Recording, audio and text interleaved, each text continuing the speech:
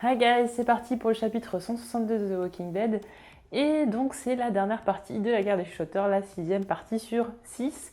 Et forcément dans l'un des camps il va y avoir des morts. Alors à savoir quel camp va subir le plus de dégâts, je vais vous en parler. Donc on commence d'abord avec Negan qui est en train de faire son deuil, mais qui n'est pas vraiment en train de faire son deuil de sa batte Lucille, mais plutôt de sa femme Lucille. Donc là je vous renvoie évidemment au His Negan. Donc comme on savait évidemment que Lucille, c'est le nom de sa femme. Donc au final, c'est pas tellement sa batte qui l'enterre, et ce qu'elle représentait plutôt que sa femme. Et donc il s'excuse de tout ce qu'il lui a fait, du fait aussi, il espère qu'elle soit au paradis, qu'elle repose en paix et qu'elle soit tombée amoureuse d'un homme qui la traitera beaucoup mieux que lui. Et bien évidemment, il est quand même conscient des erreurs qu'il a faites, parce que il l'a quand même trompé, il n'a pas forcément été très très sympa avec elle, même s'il a essayé de se rattraper sur la fin. Et donc là, on voit que ça va être vraiment un deuil, puisqu'il n'a pas pu faire le deuil, il n'a pas pu l'achever d'ailleurs lui-même, il n'a pas eu cette force. Et bien là, voilà, c'est terminé. Alors après, savoir quel impact va avoir le fait qu'il ait enfin fait son deuil après autant d'années, je ne sais pas, est-ce qu'il va virer méchant ou est-ce qu'il va continuer à être gentil? On va voir. Toujours est-il que là, il y a Dwight qui lui demande de se dépêcher parce que là, le groupe va repartir à Alexandria.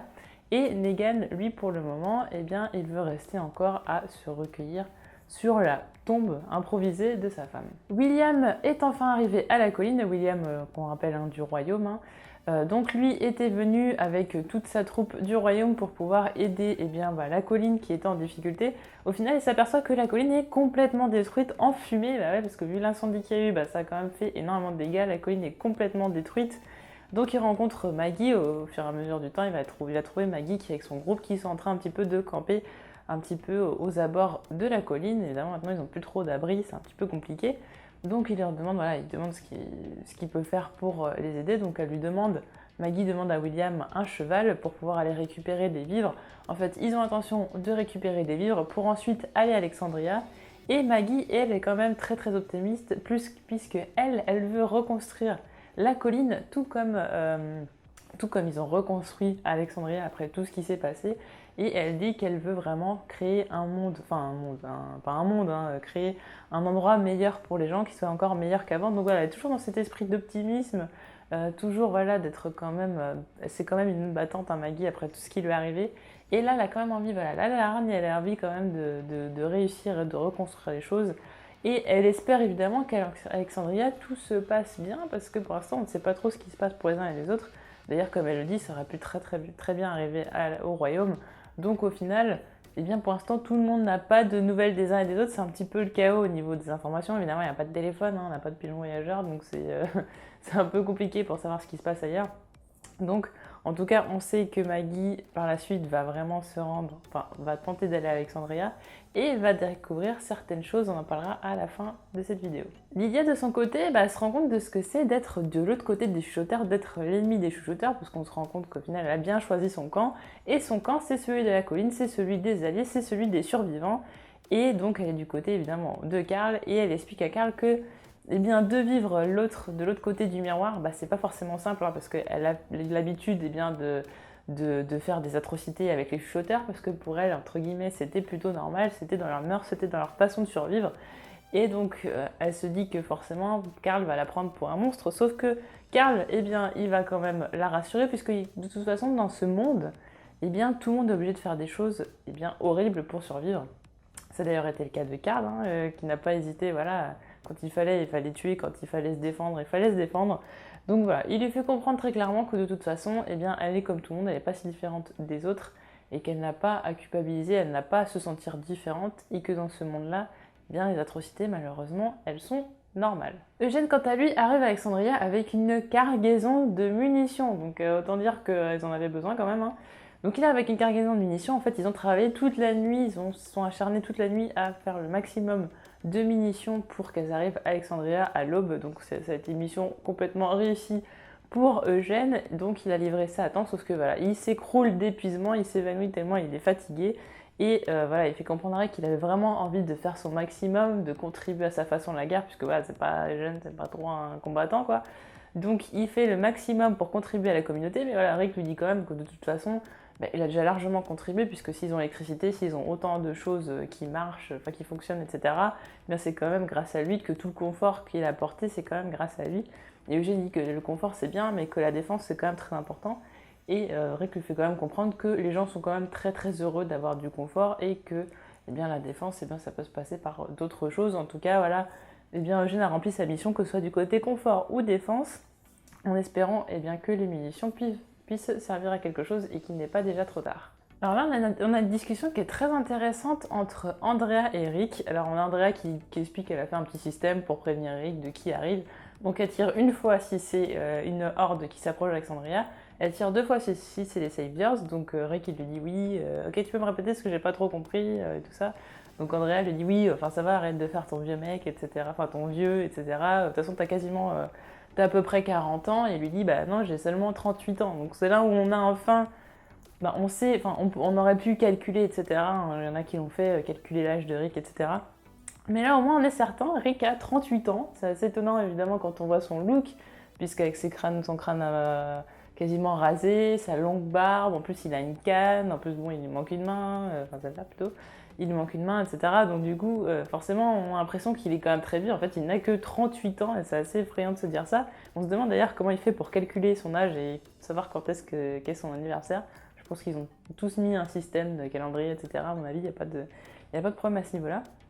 Donc, Andrea et Rick vont continuer à discuter et Rick va faire part à Andrea de ses doutes du fait qu'il se sent un petit peu plus faible qu'avant, un petit peu plus vulnérable du fait qu'il n'aille plus à l'extérieur autant qu'avant, qu'il ne soit plus autant confronté au danger et qu'il soit protégé par des murs. Il a vraiment peur de ne plus avoir entre guillemets la main, hein. C'est un jeu de mots parce que c'est assez bizarre de parler de Rick et de main, bref.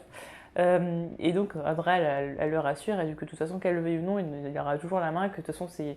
Bon, en gros c'est comme s'il lui disait bah, c'est comme le vélo, tuer des gens, tuer des rôdeurs, ça s'oublie pas quoi, tu l'auras toujours dans la peau et que de toute façon maintenant le monde eh bien, il est comme ça et qu'il ne redeviendra eh bien, pas comme avant, que c'est malheureux à dire, mais là on est vraiment dans une issue où on a l'impression que tout le monde se dit bah oui bah maintenant on a été obligé de faire des choses horribles. Maintenant, on les assume et de toute façon, ce ne seront pas forcément les dernières choses qu'on aura à faire. Donc voilà, il vaut mieux assumer et il vaut mieux pas regretter et avoir des remords, sinon eh bien, on n'avance pas. On a Beta qui est déchaîné et qui s'agite, parce que lui, tout ce qu'il veut, c'est de mettre fin à cette guerre. Il va absolument mettre en place son plan final. Donc il se débat, etc. Donc on a ses collègues, ses confrères qui le maintiennent pour qu'il puisse rester debout, parce qu'il est quand même mal en point.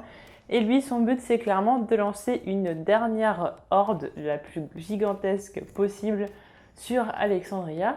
En attendant, on a Dwight qui revient tout victorieux avec Magna, Jesus et Michonne, donc ils reviennent tous de leur mission. Donc évidemment que ça a été compliqué, évidemment donc à un moment donné, ils ont été quand même entourés par une horde de rôdeurs et de chuchoteurs, donc ça a été assez compliqué. Au final, Dwight explique à Rick que eh bien, ils ont gagné, que de toute façon ça a été difficile, ils se sont fait encercler, etc., mais qu'ils sont venus à bout, et que de toute façon, voilà, tout va bien. Rick quand même, est quand même méfiant, il se dit que c'est trop facile, il demande vraiment s'il est sûr de lui, s'il est sûr qu'ils ont tué tous les rôdeurs, et c'est là que Dwight dit eh bien, que de toute façon, voilà, il y en avait des centaines, voire un millier, et que de toute façon, ils étaient finis, qu'ils avaient lancé toute la puissance qu'ils pouvaient, et que maintenant, ils étaient tranquilles. Sauf que Rick, eh bien, lui, il se souvient que ça n'était pas eh bien, des centaines de rôdeurs, voire un millier, mais que c'était plutôt des milliers de rôdeurs, avec chuchoteurs compris, hein, je suppose, et que ça ressemblait quasiment à des vagues voilà, d'océan. Enfin, vraiment, c'était une énorme vague de rôdeurs, à perte de vue d'ailleurs. Et donc c'est là que Rick va comprendre eh bien, qu'en fait tout ça n'était qu'un piège et que le grand assaut allait arriver eh bien, après. Donc à la fin on voit bien évidemment eh bien, la horde de rôdeurs arriver près d'Alexandria et Beta qui dit que de toute façon ils n'ont plus besoin d'être guidés vers Alexandria puisque maintenant ils vont y aller tout seuls. Alors la question est de savoir, bon de toute façon on sait que les rôdeurs vont arriver à Alexandria, que ça va être une catastrophe, donc on va pas savoir à quel moment, quand Rick s'en rend compte, est-ce que c'est trop tard pour évacuer Alexandria? Est-ce que c'est trop tard pour sauver des choses, évidemment? Est-ce qu'ils vont essayer de retarder un petit peu l'avancée des rôdeurs? Vraiment, est-ce qu'ils vont s'en rendre compte au dernier moment? Évidemment, combien il va y avoir de morts? Autre question, c'est Beta qui va être en retrait, qui ne va pas se mettre sur la première ligne de front, hein, donc il ne va pas s'exposer directement aux attaques des survivants pour se défendre. Donc peut-être arrivera-t-il un petit peu en mode un peu serpent, vers très vicieux pour arriver à essayer de grapper ce qui reste et de tuer Negan et de tuer Rick, parce que je pense que voilà, il va y avoir quand même confrontation entre Beta et Negan, je pense dans tous les cas, il va y avoir quelque chose entre eux. Donc à quel moment Beta va arriver pour donner le coup de grâce et faire encore plus de dégâts? Est-ce que la colline et le royaume vont arriver peut-être pour aider à défendre Alexandria? J'en doute vu la couverture des 2 prochaines issues.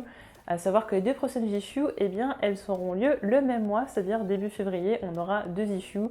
Donc là, voilà, c'est quand même assez exceptionnel. Ça va être, voilà, ça va avoir beaucoup de choses. Évidemment qu'il va y avoir beaucoup de morts, sûrement.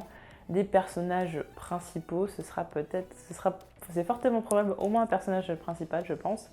Donc on avait évoqué ça dans d'autres vidéos, on en avait parlé.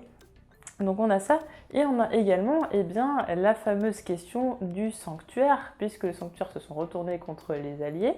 Donc à savoir à quel moment ils vont arriver débarquer et essayer de piquer tout ce qui reste, est-ce qu'ils vont pouvoir piquer quoi que ce soit d'ailleurs. Autre question, on a toujours Eugène qui communiquait avec Stéphanie. Peut-être qu'Alexandria va peut-être être aidée par cette fameuse communauté, en espérant que cette communauté soit gentille, sachant que déjà, elle est un petit peu loin, donc il faudrait qu'ils arrivent, etc. Mais Eugène a donné leur position, donc concrètement, il serait possible que ces derniers arrivent. Donc beaucoup de questions, savoir comment Alexandria va se défendre face à cette vague. On sait que de toute façon, Alexandria sera très certainement complètement détruite. Comment ils vont se défendre face à ça? Combien va y avoir-t-il de dégâts? Voilà, à quel point il y aura des dégâts. Et que va devenir Beta? Qu'est-ce qu'il va faire au dernier moment? Donc voilà, beaucoup d'interrogations pour ces prochaines issues. En tout cas, voilà, c'était vraiment une issue avec voilà, beaucoup de remises en question des personnages. J'ai trouvé ça intéressant. Des personnages par exemple comme Maggie qui sont toujours très positifs, qui vont toujours vers l'avant. Des personnages comme Rick qui ont tellement avancé mais qui se posent encore des questions malgré tout ce qu'ils ont pu construire, etc. Et voilà aussi, et puis la naïveté de Dwight qui s'est dit qu'il avait gagné alors qu'en fait ils en étaient encore très loin. Même Maggie aussi peut-être pensait que c'était fini et qu'au final ça n'allait pas du tout.